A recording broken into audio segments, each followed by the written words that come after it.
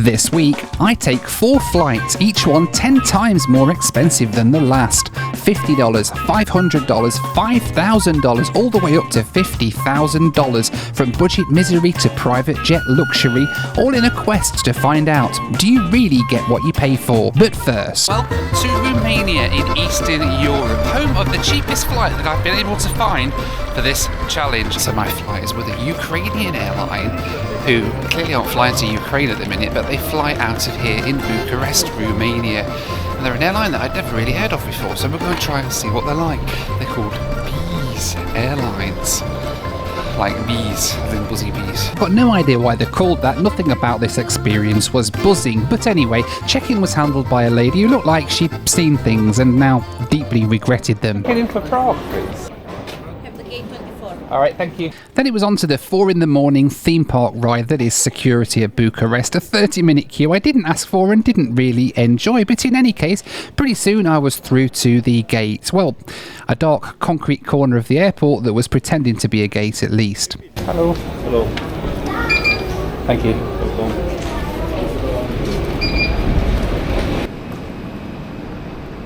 Boarding at Bucharest is done through a shuttle bus, and we were crammed into the bus for a ride across to the plane. And here she is, our chariot for the day, a gloriously unliveried Airbus A320 plastered with the word Legends in giant letters, which is ironic really, because I don't think anybody here was having a legendary time. The queue up the stairs though, well, that was legendary. Legendary in that it lasted longer than the actual flight, probably.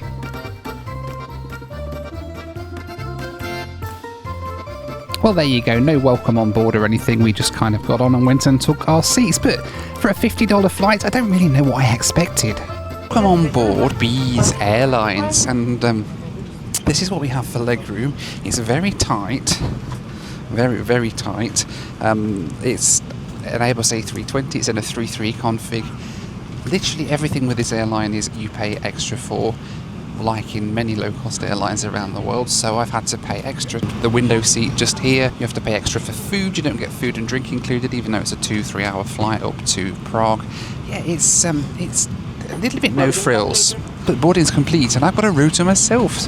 I've got a flatbed. So safely on board in my $50 flatbed seat, it was time to get out of Romania and make our way north to Prague.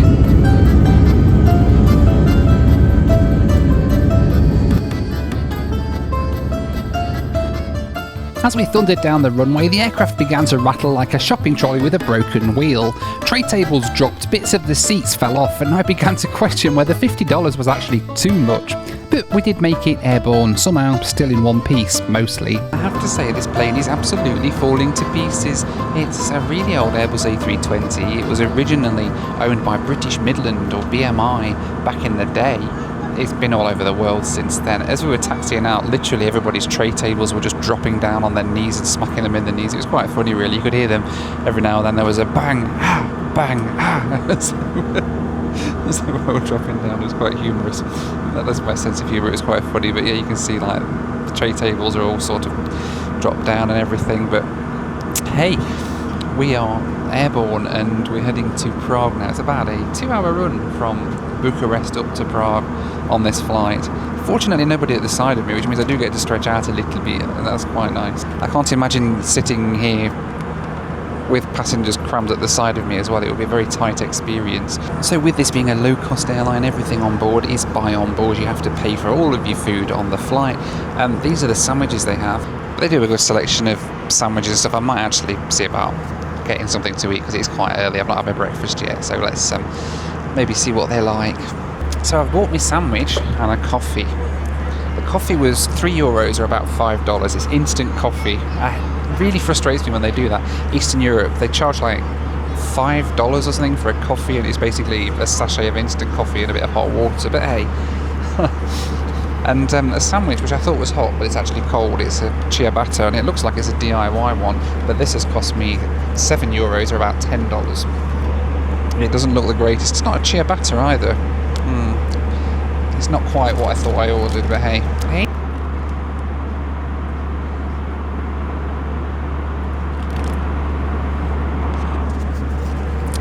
That is disgusting. Yeah. That's probably I think I will eat when I get to my destination. It's time for the Noel Phillips Lou Review. This is a Airbus A320 bathroom. It's seen better days, it's fair to say, but it's not too bad. It's pretty clean. Anyway, we've got some Mickey Mouse hand wash there. We've got tissues and things down the side. We've got a whatever that thing is there. Don't touch it. Blech. And we've got the sink there, toilet roll, and a relatively clean bathroom. It smells quite nice, actually. I wasn't entirely sure what to expect, but it actually smells pretty decent, if I'm completely honest. So yeah, that's what you get. That was the Noel Phillips Lou Review. After a couple of hours, we rattled our way down into Prague, still airborne, still intact, and only mildly traumatised. So that was my $50 flight, a masterclass in discomfort, questionable sandwiches and structural instability, but now it's time to crank the budget up to $500 and head halfway around the world to South America, where I'm flying from Rio de Janeiro in what they call business class. Let's see if 10 times the price means 10 times the experience, or just 10 times the disappointment. Welcome to Rio de Janeiro, Galileo Airport. International airport and domestic. We're international today because we're off to Chile. Next up then, Chile bound from Rio, and we're upgrading the budget to $500. We're talking premium economy on LATAM. Hola. To check in please for Santiago. See, 5 o'clock. The journey began with a stroll through the terminal and a proper grown-up perk, a checked bag. Although this being LATAM, I still had to check it in myself. Hello. No, my electronics are all in here. Yeah. So you need to pick up your luggage in Santiago, yeah? Right, then all checked in. LATAM don't do business class on flights around South America. They do premium economy though, which apparently is very similar to business class. And well, now we've got to figure out how we get through security. I don't know, is it this one? I guess so, let's go. Surprisingly, security and passport control were a breeze. No lines, no drama, and no one shouting at me to remove my belt. Honestly, it felt a little bit off-brand. Still, I wasn't complaining, especially with one crucial pre-flight mission left. Even though this is a premium economy ticket, they class it as kind of business class. It's a bit weird, which does mean that we do get to go to the lounge. If I can find the lounge. It's a bit weird, this airport. Everything's like a tower. Look, everything's set out in this massive tower, so everything is on a different level to the last. It's really weird. Let's see what lounges we've got up here then. We've got the Plaza Premium Lounge. Got the Star Alliance Lounge, the American Airlines Lounge, and the Gold Smiles Lounge. Well, none of those are mine, because I need the LATAM Lounge. Alright then, well, it seems that even though LATAM offer lounge access as one of their biggest perks of their premium economy ticket, well, there's no lounge here in Rio, so you lose that one straight away when you fly with them. But never mind, we'll go and find somewhere to wait for the plane, I guess. So then, no lounge at one of LATAM's biggest hubs. A bold strategy really, sell a perk, then forget to actually include it. Still, nothing says premium like standing by a charging pole for 90 minutes next to a cafe. With no lounge in sight, I grabbed a seat at the gate and soaked in the ambiance. Fluorescent lights, plastic chairs, and the unmistakable hum of broken dreams. Still, at least I'd be one of the first on board, a small win in my $500 premium-ish adventure. After all, this flight cost me 10 times more than the last one, so surely the experience would be 10 times better. Hello, sir. Hello. Noel, thank you. Thank you.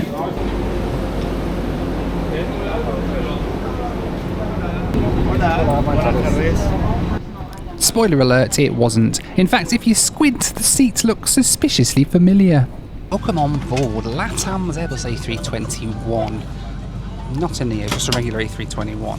It's in a Euro business config, as we call it. It's in a 3-3 with the middle seat blocked off, but at least they aren't calling it business class like they do in Europe. It's actually just premium economy.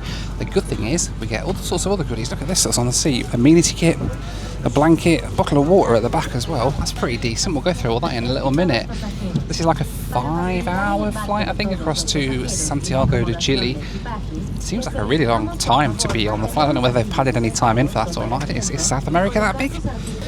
So down here we've got power sockets and USB outlets. That's pretty decent. safety card and everything there. Pretty standard economy seat really, but albeit with a little bit more space because we are in premium, baby. So on board a plane that was falling apart marginally less than the one I flew over in Romania, it was time to push back from the gate and head across the Andes for my flight to Chile. As we taxied out, we passed a graveyard of aviation dreams, including this once proud Varig 727, now doing its best impression of a derelict garden shed. It looked like it hadn't flown since disco was in fashion. Thankfully though, our aircraft was slightly more airworthy, and after a brief wait we rolled down the runway on a grey and moody Brazilian afternoon, before climbing out into one of those sunsets that almost makes you forget the broken armrest, the missing lounge and the $500 price tag. Almost, at least. Of course, no matter how much you pay for the flight, there's always one thing you can count on: airports with terrible Wi-Fi and roaming charges that hit harder than the turbulence. Because when you're flying halfway across the world, dodging delays and the total lack of airport Wi-Fi, well, it just helps to have an eSIM that just kind of works, really. And that's where today's sponsor, Saily, comes in. You see, Saily lets you download a global eSIM directly to your phone before your trip. It activates automatically when you land, so there's no queuing up for a SIM card, no hunting for Wi-Fi, and no risk of getting scammed outside a dodgy train station. True story. It works in over 190 countries, and once it's installed, it stays on your phone for good. Just pick a new plan whenever you need it.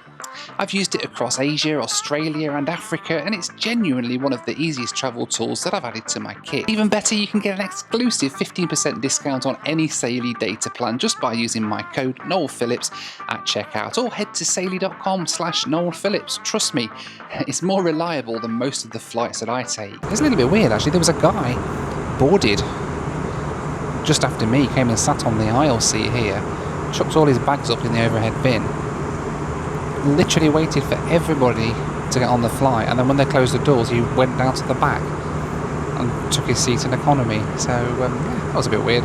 I've seen people do that before though, when they walk past the front of the plane, chuck their bags up there in the business class bit and then go and sit at the back and then just grab their bags on the way out. It's a little bit rude if you ask me when people do that, but I don't know, let me know what your thoughts are to the bin stealers down in the comments, if when people put the stuff in the first class and business class bins. Oh, that's bright.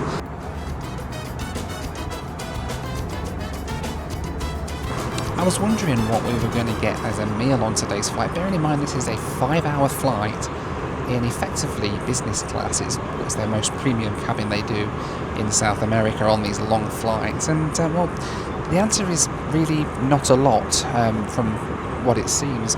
They came around handing out a very grand looking menu, a full menu to choose from. I'm thinking, great, what delights and delicacies will we have on board? But basically we got a choice between a ham sandwich and a cheese sandwich, and that's it. Okay. Good job I'm not too hungry, isn't it? But never mind. That will do. I will have a ham sandwich.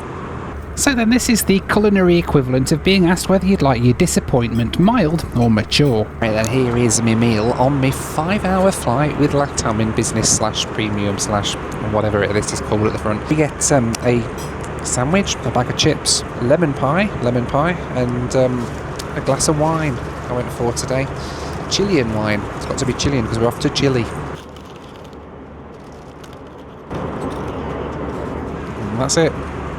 It's cold. They said it was melted, but maybe it was melted before, but it's not anymore. It's soggy as well. I'll eat when I get to Santiago.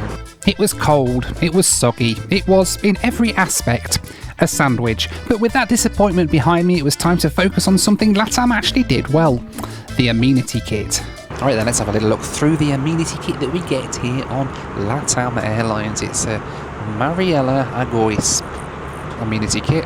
It's like red and it's like hypnotic, sends you a little bit like that. Let's have a look what's inside. Okie doke, what do we have? We have an eye mask, a white one. You know I don't like white eye masks. We have a wooden toothbrush, a crappy pair of socks, and earplugs, and that's it. Not gonna lie, I have had better. That's what she said. As we descended into Santiago, the cabin lights dimmed, either for landing or out of sheer embarrassment. Below us, the lights of Chile welcomed us like an old friend, one that forgot your birthday and served you a soggy sandwich. After After nearly 5 hours in LATAM's business-ish class, I arrived rested-ish, fed-ish, and questioning everything. But the journey wasn't over yet, because next I was heading to the land of champagne, lie flat beds, and very tiny spoons. It was time for the $5,000 flight, and for that I'd have to head over to Paris in France, where today is time to fly on the $5,000 flight. The honour of the $5,000 flight goes to Air France and their business class product on board their flagship Airbus A350. Find you. Show me your passport and boarding pass. Okay, thank you very Where much. are you going today? I'm good, thank you. Okay. Houston. Houston, yes. You have a visa? Yes. Me too. Yeah. Have good days. All right, perfect. Thank you. Okay. So as I waved goodbye to my suitcase, I just hoped I'd see it again, and I started to get ready for my $5,000 flight experience, which was now officially underway. Business class on Air France from Paris to the USA on board their flagship Airbus A350. Security was relatively painless actually for Paris, and before I knew it I was on the train heading across to the M gates to get on board my flight across the Atlantic. So this is what you get for $5,000. When you fly with Air France, at least you get a flatbed seat, a little closing door thing over there, so it's a completely private room once we get airborne. We've got storage all around it as well, we've got seat controls down here, we've got this little cubby hole, and there's a mirror, headphones and water in it, and it's quite nice. We've got a sort of 10-hour flight today on Air France across to Houston. The Air France A350 is actually really nice in business class. You get all these little cubby holes to store stuff all the way around the seat, and it's even got a full closing door. And I couldn't possibly forget to mention the best bit about any A350, and that is the tail camera that you get on the in-flight entertainment. The menus are brought round, they are actually really fancy. Is it just me, or anything written in French, does it always automatically look a little bit classier than in English? I don't know, let me know. I got a pre-departure orange juice, and fairly soon we were pushing back from the gate to get on our way for the flight across the Atlantic.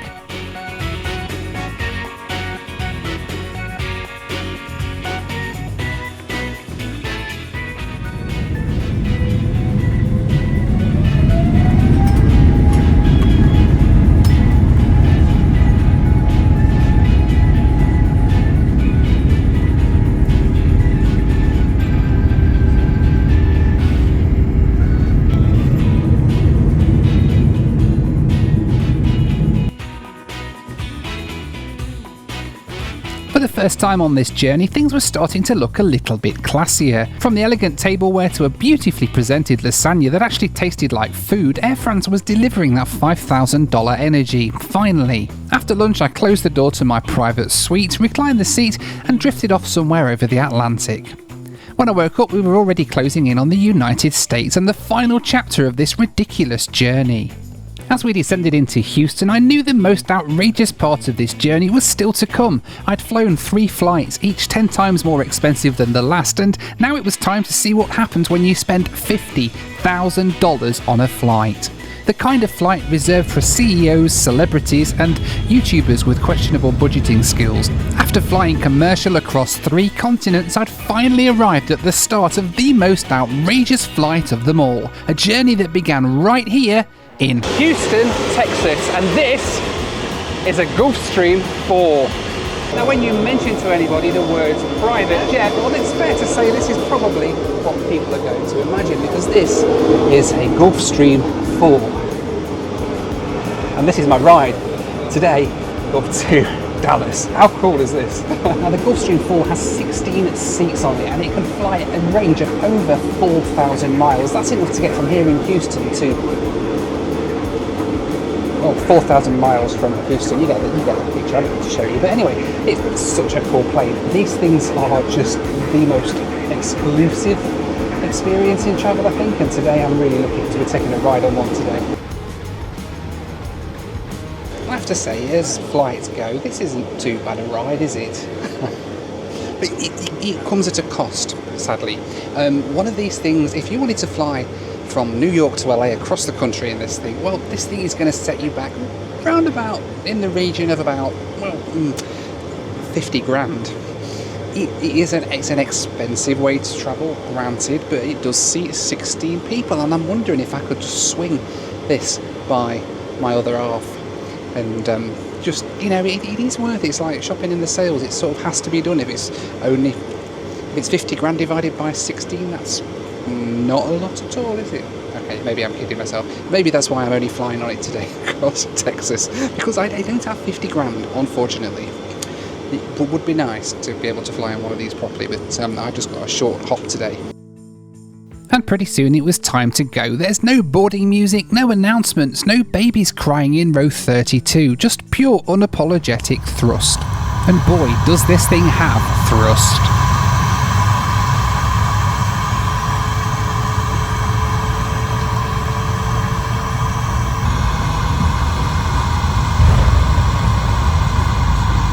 When this thing takes off, it doesn't so much fly as launch, like it's in a hurry to leave the airport and everything else behind. Climbing out of Houston in a Gulfstream isn't just travel, it's time travel with leather seats and cold Coke. Alright then, we are airborne from Houston, heading up to Dallas across Texas, and wow, what a takeoff that was. Aside from the fact this aircraft is pretty much silent as a passenger, it is like a rocket. We were just accelerated so fast there as we went rocketing down the runway at Houston and took off, and now we are slowly heading our way, or should I say pretty quickly heading on our way up to Dallas. This flight is going to take us just 40 minutes. If you flew commercial, it would take at least an hour to do this run, and that's on top of all the extra time that it's going to take you to get through the airport and stuff, which obviously we don't have to do when we are flying private, going through private terminals and things like that. So yeah, let's sit back and enjoy the ride. We were barely airborne before I realised just how different this is from flying commercial. No terminals, no queues, no security lines or gate agents shouting about Zone 4. You just show up, get on board and take off. In just 40 minutes we'd be landing in Dallas, faster than most people spend in a boarding line at Heathrow. And while it might be absurdly expensive, there's something surreal about cruising at 40,000 feet with the whole cabin to yourself. So what do you actually get for $50,000? Well, let me show you around. So when you spend 50 grand on a flight on a Gulfstream 4, well, you get a choice of places to sit for the flight, which is something that you don't get when you fly on Spirit, for instance, not at least not without paying an extra fee. Anyway, you got your choice of these 4 seats here, which is where I've been sitting for this flight. Maybe I don't want to sit right at the front, maybe I want to come a little bit further back, and then I've got these seats here around a table, and that pops out and becomes a nice little sort of dining table, or, you know, a meeting table or something like that if you're important and you've got meetings and stuff to go to. There's a TV screen and entertainment stuff here, and we've got snacks and everything on demand. No buy on board on a Gulfstream, by the way. You can just help yourself to the snacks. Very nice. And then here at the back we've got, if you don't fancy sitting in a seat, because not everybody wants to sit in a seat, you've got your choice of, well, a couple of couches to sit on, or sofas, and you can sort of sit on here. And this is something I've always wanted to do, by the way, sit on a sofa on a private jet. Amazing. The view's not quite as good here though, because you've got the wing in the way. I don't know, shocking really, isn't it? Things you have to put up with. Well, here at the back we've got a galley, and this is where a wide range of glasses and glassware and coffee maker and things are here. There's more over this side if you want to have something to drink while you're on the flight. And then you come back in here and you've got another seat here, but this is not just a seat, because It's time for the Noel Phillips Lou Review. it is indeed time for the Noel Phillips Gulfstream 4 Lou Review, and this is one of 2 bathrooms on the Gulf 4. This is the bigger one at the back, and we've got a sink just here. We've got sort of soaps and stuff like that there. We've got a lovely full-length mirror, so you can sort of admire yourself in there. I don't know what's in here.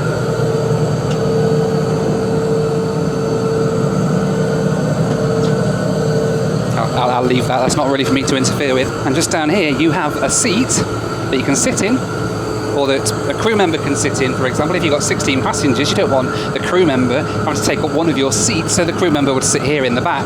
But this seat doubles up as the Gulfstream 4 loo. I'm not quite sure what's in there. I think that's the baggage compartment if you want access to your bags while you're in there. But yes.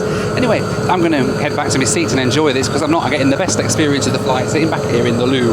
That was the Noel Phillips Loo Review. Up front, the crew were calmly handling a multi-million-dollar aircraft like it was just another Tuesday, which for them it probably was. It's easy to forget you're moving at nearly the speed of sound when everything back here feels so relaxed. Out the window, the Texas sky slipped past in silence, no interruptions, no service carts, no seatbelt sign drama. Now I just cannot believe just how quiet the Gulfstream 4 is. Literally, you could hold a conversation on this plane without really having to shout or anything. I'm putting my mic up just because I don't know how sensitive it's going to be, but literally I just can't emphasise enough just how quiet and smooth this ride is. You can see why celebrities and people with lots of money like to ride in a Gulfstream 4 and why this is sort of the gold standard of private jets. It's an incredible ride, really. These 4 seats here, these turn into beds, and across the back here we've got the sofas, and the sofas as well will pull out at the bottom and they'll turn into a full-size, king-size bed. So if you are doing a nice long overnight flight across the Atlantic maybe, or down to South America, or across the Pacific to Hawaii or whatever, and you just want to get a few hours sleep, well, you get the option to fall asleep on one of those things. Not just a sofa, but like a full bed. They literally have a full bed in it. That's amazing. The Gulfstream really is peaceful, spacious, and almost unnervingly calm. The kind of quiet you just don't get on commercial flights. You see, the best thing that you don't get with this flight that you would with a flight on Spirit is you don't get any other passengers. So basically you can come and go as you wish. You can just hop on one of these, and if you've got the money for it, you can fly anywhere you want. Within a 4,000 mile radius, of course. As we began our descent into Dallas, I couldn't help but reflect on just how different this flight was from every other one that I'd taken. No middle seats, no boarding calls, no overhead bin wars, just quiet skies, open space, and the feeling that for a brief moment you can go absolutely anywhere. Of course, that feeling comes at a price, a very, very specific price. We touched down in Dallas just 40 minutes after leaving Houston, the kind of speed and simplicity you just don't get flying commercial.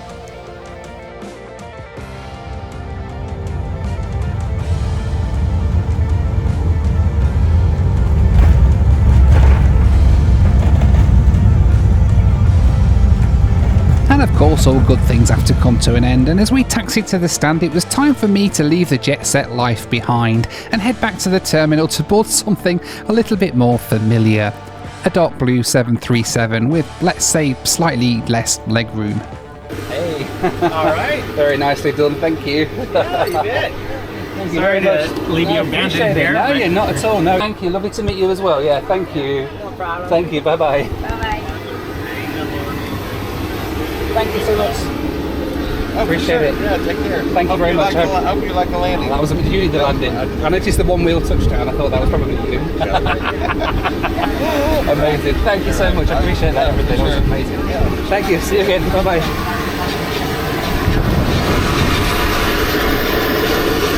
Well, there we go then, from $50 flight to $50,000 flight.